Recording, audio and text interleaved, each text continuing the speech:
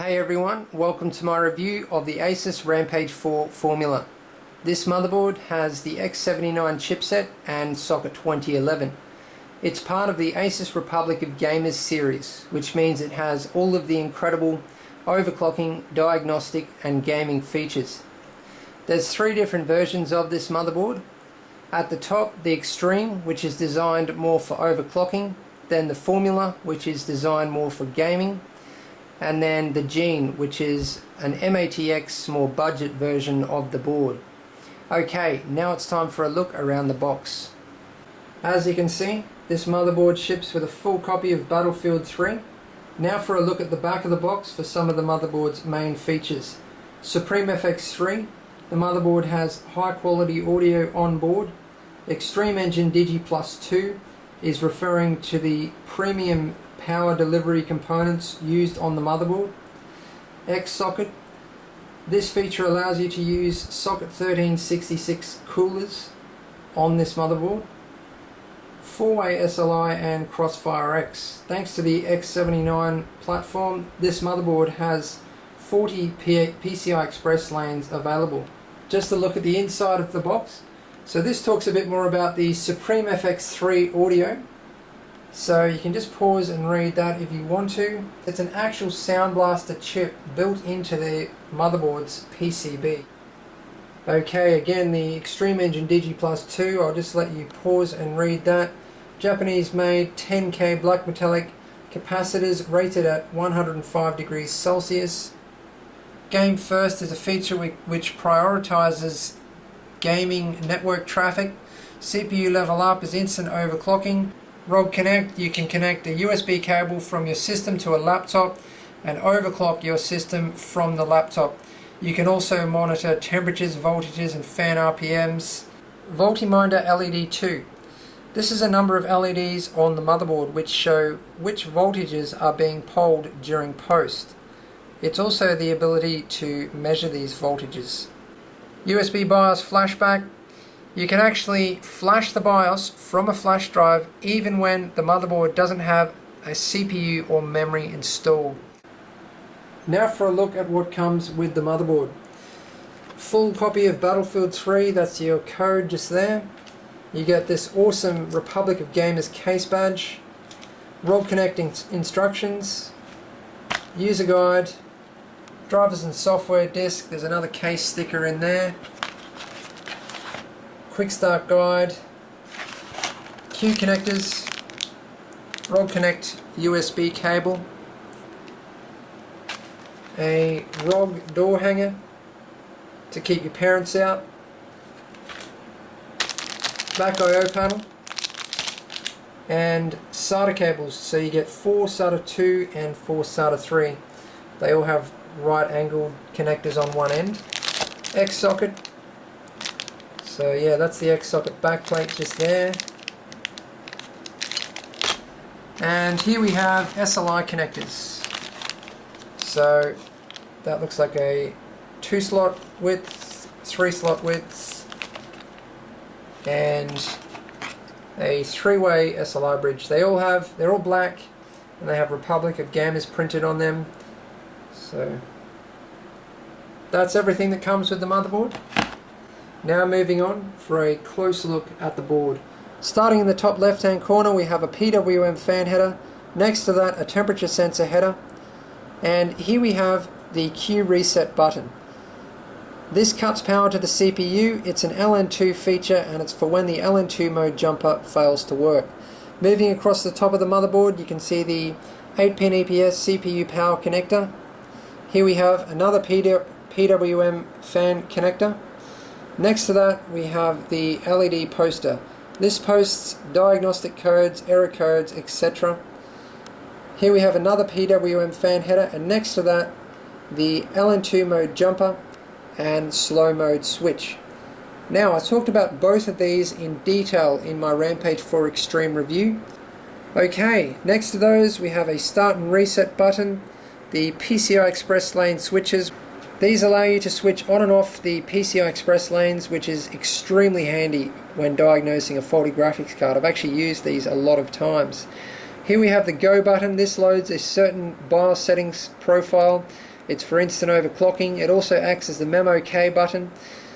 So when your system fails to boot due to incompatible memory settings, you press this button, it sets safe settings for the memory and boots the system. Here we have the 24-pin motherboard power connector. Next to that we have two more PWM fan headers, and between those another temperature sensor header. And along the side here we have a bunch of diagnostic LEDs as well as voltage read points. Okay, so you can see there in very small print what the voltage read points and LEDs are for, but these LEDs here, you can see them between the voltage read points. They are the Voltiminder LED, and so are the voltage read points. It's both. Voltiminder LED is referring to this feature, and so these LEDs turn on during post and show you which voltages are being polled, so that you know if there's a bad, if you've set a bad voltage when overclocking, so that you know which voltage is causing the problem. Here we have some more voltage read points, and these LEDs just here they also light up during post and show which components are being polled. So CPU, memory, and you can see VGA LED there. They are very handy. They've helped me out a number of times as well. Okay, moving on, we have a USB 3 midboard header here. This runs off an ASMedia controller. Moving down, you can see 8 SATA ports. The 4 black ones run directly off the X79 chipset and are SATA 2.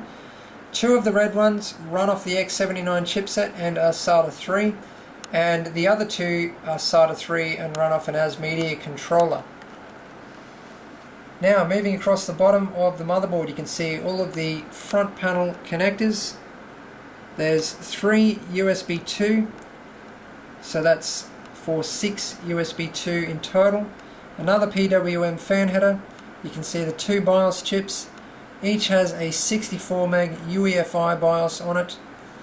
And here we have the BIOS switch button.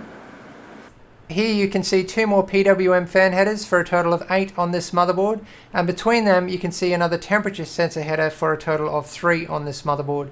Moving across, you can see an SPDIF header, and above this is a jumper for enabling and disabling a lit logo on this motherboard, which I'll show you shortly. Here we have the front panel audio connector. Now, moving up the left hand side of the motherboard, you can see the Supreme FX3 chip built into the motherboard's PCB, and this Republic of Gamers logo here lights up red, and so does these lines here. You can see there's one going up there, there's another one just there, so that line going all the way up there lights up red. So that will look absolutely amazing when this thing is up and running. If you want to see it up and running, check out SingularityComputers Client Build 4. I'll put a link on the screen. Here you can see an easy plug. This is to give extra power to the PCI Express slots. Now for a look at the PCI Express slot configuration. This platform allows for 40 PCI Express lanes direct from the CPU, and all of those lanes are dedicated to the red slots. The black slots run off the X79 chipset, and they are ×1 slots. All of the red PCI Express slots are PCIe 3.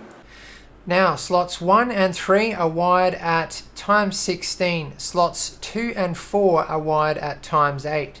The graphics card configurations that you can run is a single graphics card in slot 1 at ×16, 2 graphics cards in slot 1 and 3 at ×16, 3 graphics cards in slots 1, 2 and 3 at ×16, ×8, ×16, and 4 graphics cards in slots 1, 2, 3 and 4 at ×16, ×8, ×8, ×8. Now looking at the cooling system on this motherboard. So underneath this heatsink is the X79 chipset. You can see there's a large heat pipe which goes up to this heatsink, and then separate from that heatsink array is another one. You've got this very large heatsink up here next to the memory slots up the left hand side of the motherboard, which is connected to this heatsink at the top here on the MOSFETs by another large heat pipe. So I'll just give you a bit more of a look at that. I'll just give you a look at the height of the heat sinks. They're moderately high, and this one over here is the same height as this one. Certainly not high enough to be in the way. This motherboard has 8 power phases for the CPU, 3 power phases for the VCCSA, and 2+2 power phases for the memory. You can see the motherboard has 4 memory slots. It can take up to 32 gigabytes of 2400 megahertz quad channel DDR3 memory. And just a look at the socket 2011. So there's a reasonable amount of space around the socket. Now looking at the back of the motherboard, so you can see all of the heat sinks are screwed on. We've got one here, and another one here, and then there's a heat sink on the back of the MOSFETs. And a look at the back plate. Now for a look at the back I/O panel. Starting from the left, we have a combo PS2 port, 2 USB 2 ports, a reset button, optical SP diff, the rod connect button, 4 more USB 2 ports for a total of 6 USB 2 ports on the back panel, 6 on the mid board for 12 in total. The white USB 2 port also acts as the rod connect port, 4 USB 3 ports for a total of 6 USB 3 ports on this motherboard, 2 of them being on the mid board. These all run off as media controllers. 2 eSATA ports which run off the same as media controller that the 2 SATA 3 ports do on the mid board. Gigabit LAN and the 8-channel audio. These are gold plated. Okay, it's now time for me to conclude this review. This motherboard is another impressive addition to the Republic of Gamers series. There's certainly more overclocking features than gaming features on this motherboard, but I think this motherboard is perfect for a high-end gaming system and someone that wants to do some overclocking.